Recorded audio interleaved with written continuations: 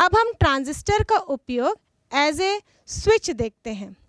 जब ट्रांजिस्टर को हम स्विच की तरह उपयोग करते हैं तो उसका इस प्रकार का परिपथ जोड़ा जाता है।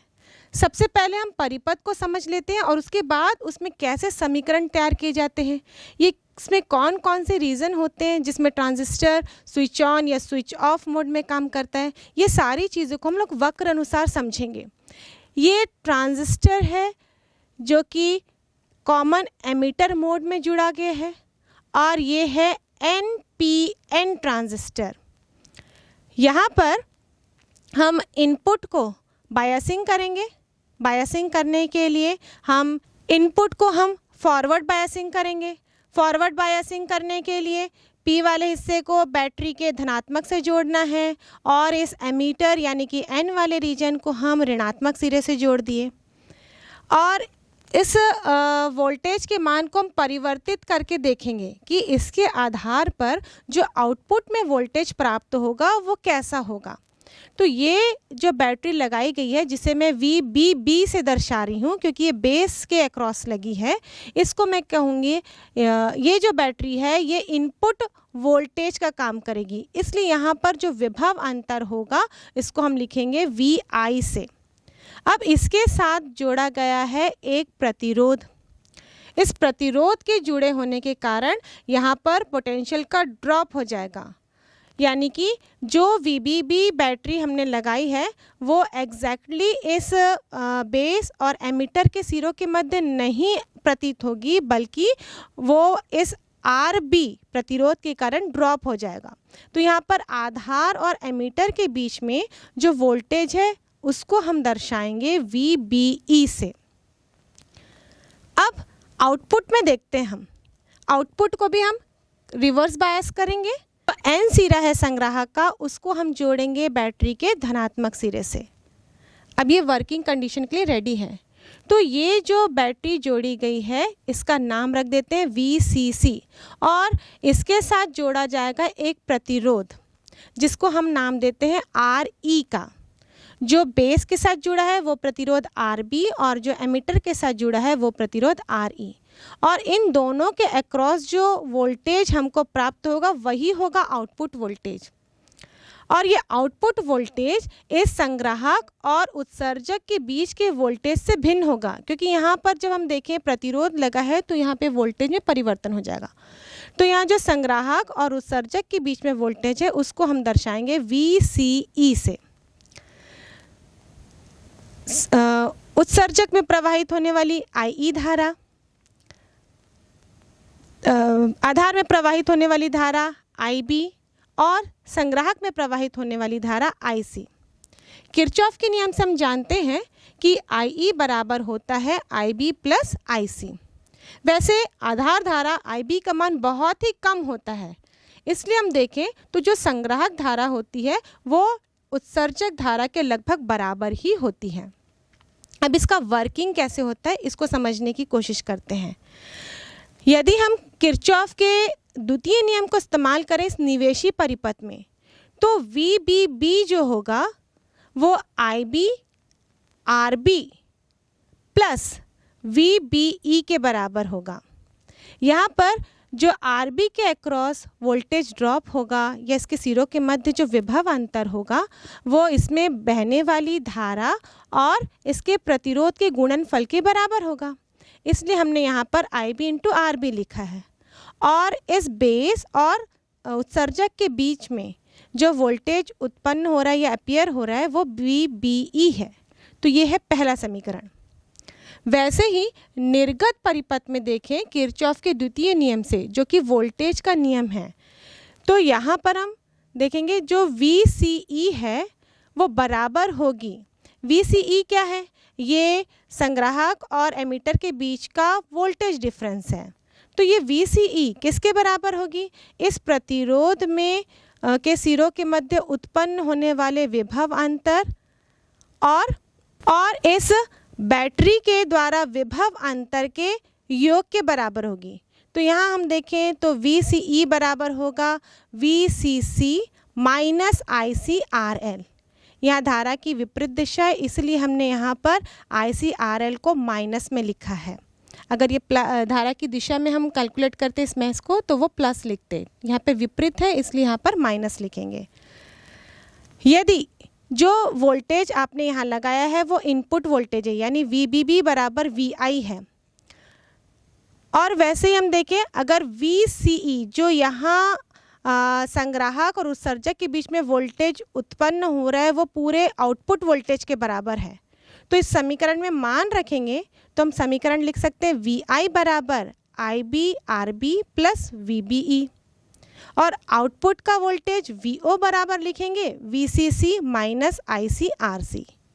ये दो समीकरण इसलिए तैयार किए गए ताकि हम इसको गणितीय रूप में समझ सकें। जब एक सिलिकॉन अर्धचालक से NPN ट्रांजिस्टर बनाया जाता है तो सिलिकॉन में हम देखें तो बैंड गैप कितना होता है, तो लगभग 0.7 वोल्ट का होता है। तो यहाँ पर हम जो निवेशी सिग्नल निवेशी वोल्टेज यदि 0.7 वोल्ट से कम देंगे वो अर्धचालक नॉन वर्किंग कंडीशन में होगा। मतलब जब हम उसको निवेशी सिग्नल को 0.7 वोल्ट से अधिक देते हैं तभी वो काम करना शुरू करता है, क्योंकि उसका बैंड गैप 0.7 वोल्ट का होता है। तो यहाँ पर हम जब प्लॉट करते हैं, ग्राफ प्लॉट करते हैं, तो ये ग्राफ इस रूप में हमको दिखाई देता है। यहाँ पर कुछ रीजन में ग्राफ सीधा दिख रहा है, फिर लीनियरली नीचे डाउन हो रहा है, फिर आगे की ओर बढ़ रहा है। ये जो रीजन है जो 0 से 0.7 वोल्ट की है, इस रीजन को हम बोलते हैं अंतक रीजन यानी कि कट ऑफ रीजन, और जो 0.6 से 1 वोल्ट की रीजन है वो कहलाती है एक्टिव रीजन यानी कि सक्रिय रीजन, और जो 0.1 से अधिक वोल्ट की रीजन है उसको हम कहते हैं संतृप्त अवस्था या फिर सैचुरेशन रीजन। अब ये तीनों अलग अलग रीजन में ट्रांजिस्टर कार्य करता है, लेकिन ट्रांजिस्टर स्विच की भांति सिर्फ इन दो रीजन में काम करता है, मतलब कट ऑफ रीजन में और सैचुरेशन रीजन में। जब पहले वाली रीजन को हम देखें जहां निवेशी वोल्टेज का मान 0.7 वोल्ट से कम है, उस कंडीशन में निवेशी वोल्टेज का मान कम है तो जो संग्राहक धारा है उसका मान भी कम होगा। निवेशी वोल्टेज कम होता है तो जो निवेशी धारा है वो भी कम होगी, तो निर्गत धारा का मान भी कम होगा। इस प्रकार जो संग्राहक में धारा है उसका मान कम होगा या फिर बोल सकते हैं शून्य होगा। उस कंडीशन में जब IC का मान कम होगा तो VO का मान अधिक होगा, क्योंकि जब इस समीकरण को हम देखें आउटपुट वाले समीकरण को IC का मान कम है तो ICRL का मान कम है, और कोई कम राशि VCC से माइनस की जा रही है तो VO का मान अधिक होगा। तो उस कंडीशन में धारा का मान शून्य होने के कारण ये ट्रांजिस्टर ऑफ स्विच के रूप में काम करता है, मतलब ये स्विच रहेगा लेकिन ऑफ कंडीशन में रहेगा। जब VI का मान 0.7 वोल्ट से अधिक होता है तो ट्रांजिस्टर सक्रिय अवस्था में आ जाता है। इस कंडीशन में जो धारा का ग्राफ जो संग्राहक धारा होती है वो रैखिक रूप से बढ़ता है और आउटपुट वोल्टेज का मान घटने लगता है।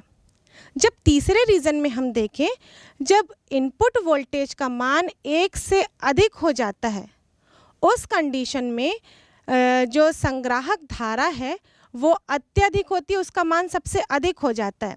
जब संग्राहक धारा का मान अधिक होगा, IC का मान अधिक होगा तो ICRL का मान भी अधिक होगा, और इस समीकरण से देखें तो आउटपुट वोल्टेज का मान शून्य हो जाएगा। ये कहलाती है संतृप्त अवस्था यानी कि सैचुरेशन रीजन। इस रीजन में अधिकतम इनपुट वोल्टेज के लिए भी आउटपुट वोल्टेज का मान शून्य होता है, और इस रीजन में अधिकतम धारा प्रवाहित होने के कारण ये ट्रांजिस्टर काम करता है ऑन स्विच की तरह। तो इस प्रकार ट्रांजिस्टर दो क्षेत्रों में काम करता है, अंतक अवस्था यानी कि कट ऑफ रीजन में ये ऑफ स्विच की तरह, संतृप्त अवस्था यानी कि सैचुरेशन रीजन में ये ऑन स्विच की तरह काम करने लगता है। जब कोई फंक्शन होता है, बहुत सारी गैदरिंग होती है, उस समय स्पीच देने के लिए या फिर गाना सुनने के लिए हम क्या इस्तेमाल करते हैं? माइक का इस्तेमाल करते हैं। एक्चुअली इस माइक में जब कोई व्यक्ति बोलता है तो वो हमको आसानी से सुनाई देता है। एक्चुअली वो लाउड स्पीकर के थ्रू सुनाई देता है, पर उस माइक में एक और डिवाइस लगा होता है जिसको हम कहते हैं एम्पलीफायर। एक्चुअली ये हमारी ऑडियो सिग्नल को एम्पलीफाई कर देता है। एम्पलीफाई करना मतलब आयाम को बढ़ा देना। एक्चुअली ऑडियो सिग्नल जो होता है एम्पलीफायर में, वो इलेक्ट्रिक सिग्नल में कन्वर्ट होता है और उसके बाद वो एम्पलीफाई किया जाता है। एम्पलीफिकेशन की प्रक्रिया में किसी भी सिग्नल की आवृत्ति वही रहती है, लेकिन उसका आयाम बढ़ जाता है। यदि फ्रीक्वेंसी चेंज हो जाएगी तो वो सिग्नल ही चेंज हो जाएगा। तो बिना फ्रीक्वेंसी को चेंज किए उस सिग्नल के आयाम को बढ़ाना, उस सिग्नल के एम्पलीट्यूड को बढ़ाने की प्रक्रिया को हम कहते हैं एम्पलीफिकेशन। और ट्रांजिस्टर भी इसी प्रकार एम्पलीफायर की तरह काम करता है। तो हम एनपीएन तथा पीएनपी दोनों ट्रांजिस्टर का कॉमन एमिटर मोड में एम्पलीफायर के जैसे वर्किंग को समझते हैं। जब ट्रांजिस्टर को एम्पलीफायर के रूप में इस्तेमाल किया जाता है तो इस प्रकार का सर्किट हम तैयार करते हैं। यहाँ पर एक निवेशी परिपथ होगा जिसमें हम सिग्नल देंगे और वो एम्पलीफाई होकर बाहर मिलेगा।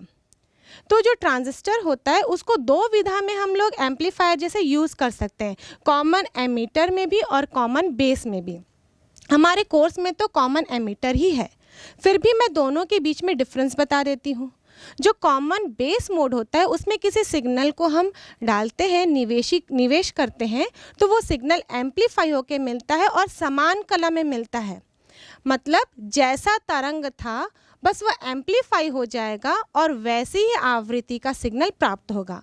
लेकिन जब कॉमन एमिटर मोड में डालते हैं तो सिग्नल में 180 डिग्री का कला अंतर आ जाता है। मतलब यहाँ पे फेज डिफरेंट टोटल 180 डिग्री का हो जाता है।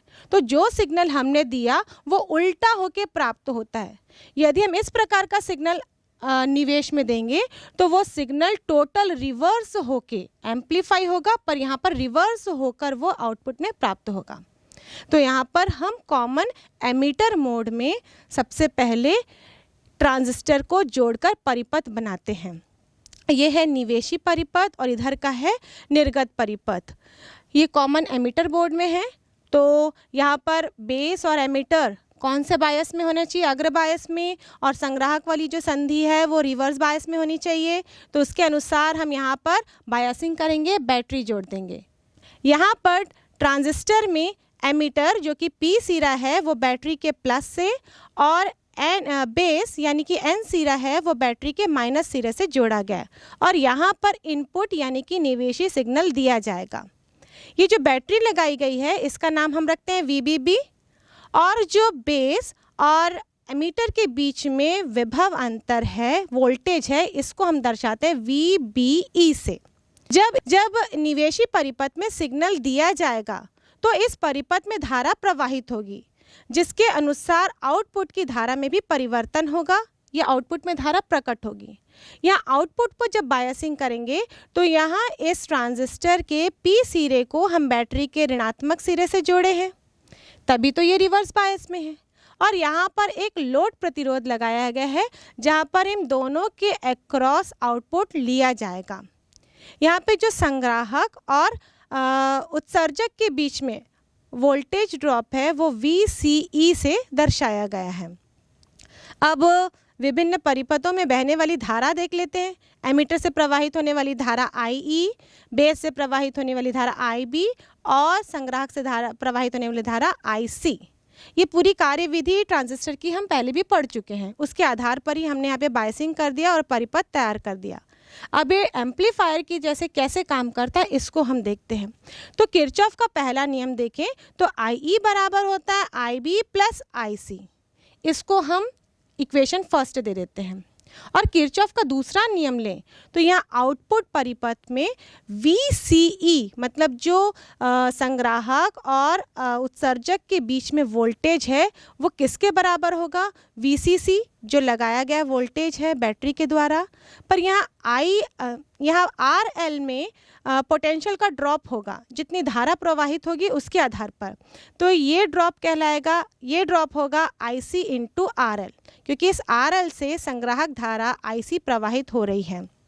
तो यहाँ पर लिखेंगे माइनस IC RL। इसको दे देते हैं समीकरण 2। ये दोनों समीकरण के आधार पर हम इसकी कार्यविधि समझेंगे। अब इसकी कार्यविधि को समझने के लिए हम कुछ कॉन्सेप्ट पे फोकस करते हैं, जैसे कि विद्युत धारा कब प्रवाहित होती है? जब विभव का अंतर हो। और विभव का अंतर हम जिस स्रोत की सहायता से लगाते हैं उसको हम बैटरी का नाम देते हैं।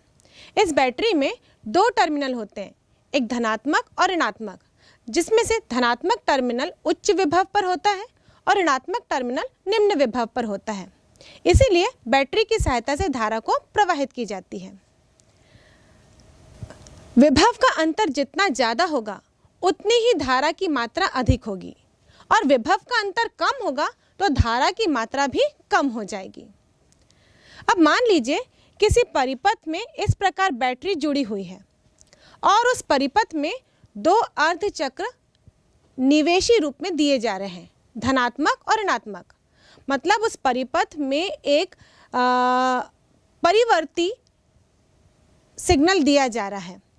अब यदि हम देखें कि बैटरी के धन टर्मिनल में यदि धनात्मक अर्धचक्र पहुंच रहा है तो ये बैटरी के धन विभव को अधिक बढ़ा देगा।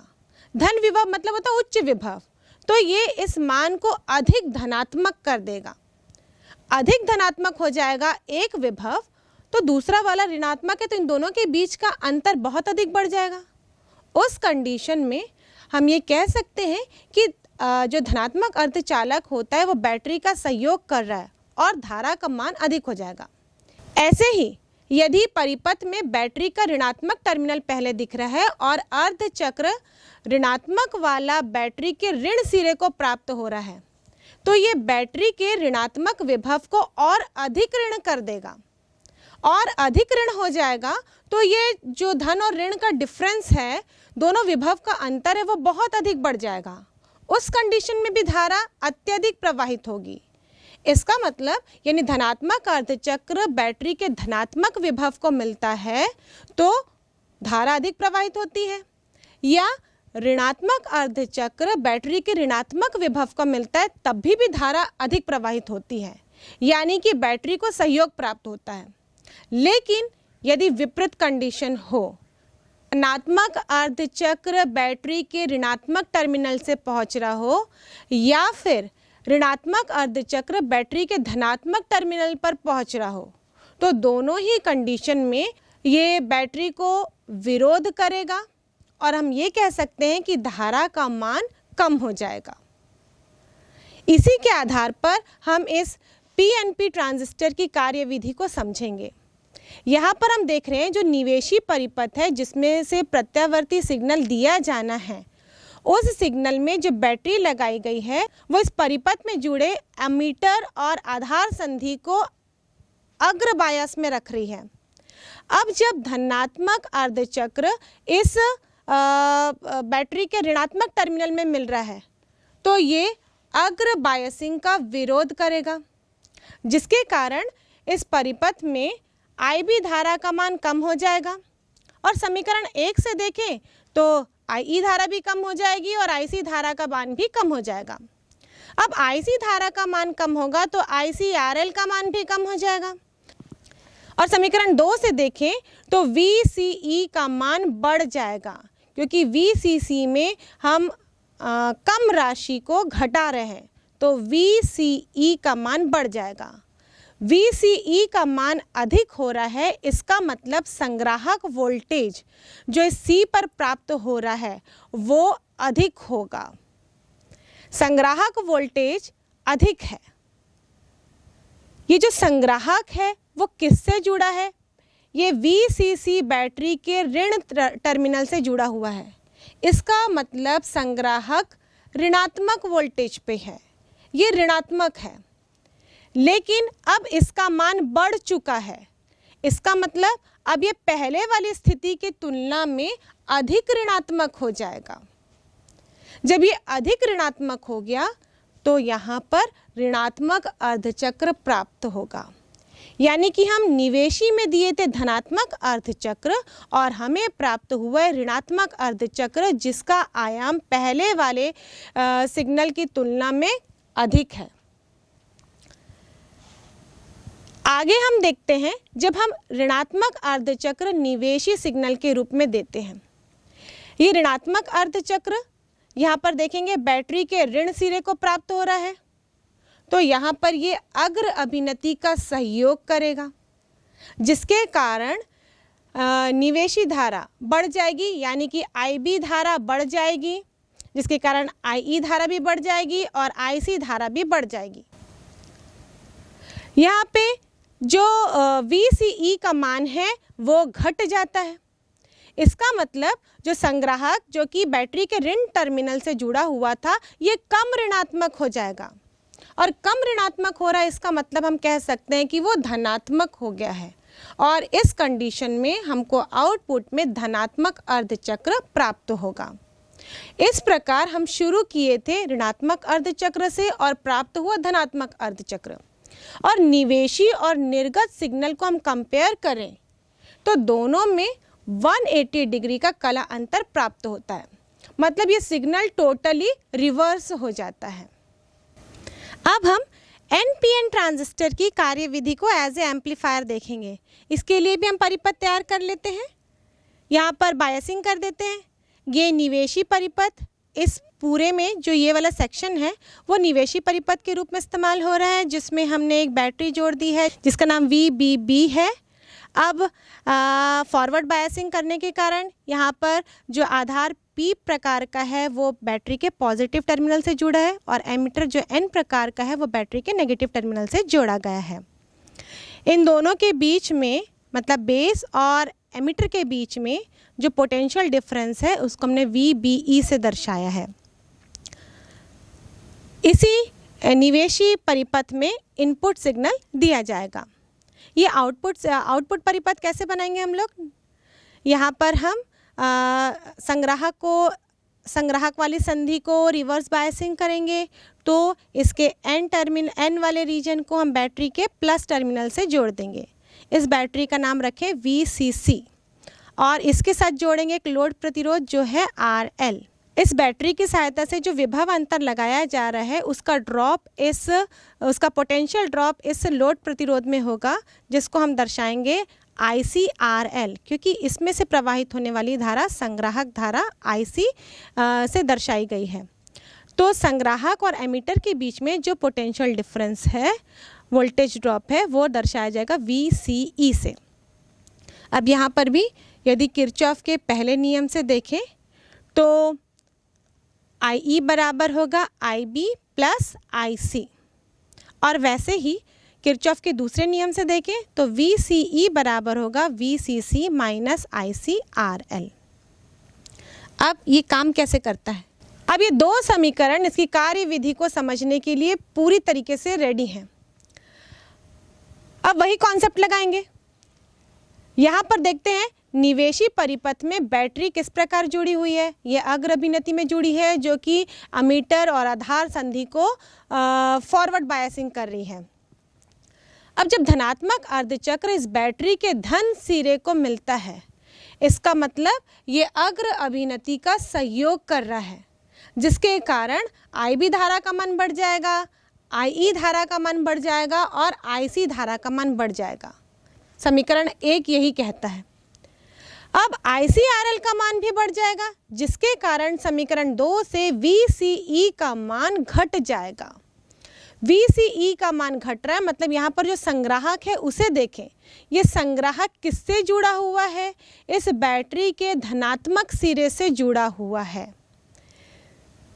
इसका मतलब संग्राहक रहेगा तो धनात्मक ही, लेकिन पहली वाली तुलना में इसका मान घट जाएगा, यानी कि ये कम धनात्मक हो जाएगा। जब ये कम धनात्मक हो जाएगा, इसका मतलब इसको हम लोग ऋणात्मक ले सकते हैं। कम धनात्मक मतलब ऋणात्मक के तुल्य, और यहाँ पर हमें ऋणात्मक अर्धचक्र प्राप्त होगा। शुरू किए थे धनात्मक अर्धचक्र से, निर्गत में प्राप्त हो रहा है ऋणात्मक अर्धचक्र। वैसे ही यदि हम ऋणात्मक अर्धचक्र निवेशी सिग्नल के रूप में यहाँ पर इस निवेशी परिपथ में देते हैं, जो कि बैटरी के धन सिरे से जुड़ा हुआ है, तो ये अग्र अभिनति का विरोध करेगा, क्योंकि यह VEB बैटरी के विभवांतर को घटा देता है, जिसके कारण IB धारा का मान कम हो जाएगा, समीकरण 1 से IE धारा का मान कम हो जाएगा और IC धारा का मान भी कम हो जाएगा। IC कम है, ICRL का मान भी कम है और समीकरण 2 से VCE का मान बढ़ जाएगा। अब संग्राहक को देखें तो संग्राहक इस VCC बैटरी के धन टर्मिनल से जुड़ा हुआ है। इसका मतलब ये पहले की तुलना में अधिक धनात्मक हो जाएगा, क्योंकि मान बढ़ चुका है तो ये अधिक धनात्मक हो जाएगा। इस कंडीशन में आउटपुट में धनात्मक अर्धचक्र प्राप्त होगा। तो हम शुरू किए थे ऋणात्मक अर्धचक्र से निवेशी सिग्नल के रूप में और निर्गत सिग्नल में धनात्मक अर्धचक्र प्राप्त हो रहा है। और इस प्रकार निवेशी सिग्नल और निर्गत सिग्नल को कंपेयर करें तो ये दोनों ही एक दूसरे के विपरीत हैं, यानी कि हम कह सकते हैं कि इन दोनों सिग्नलों के बीच में 180 डिग्री का कलांतर है।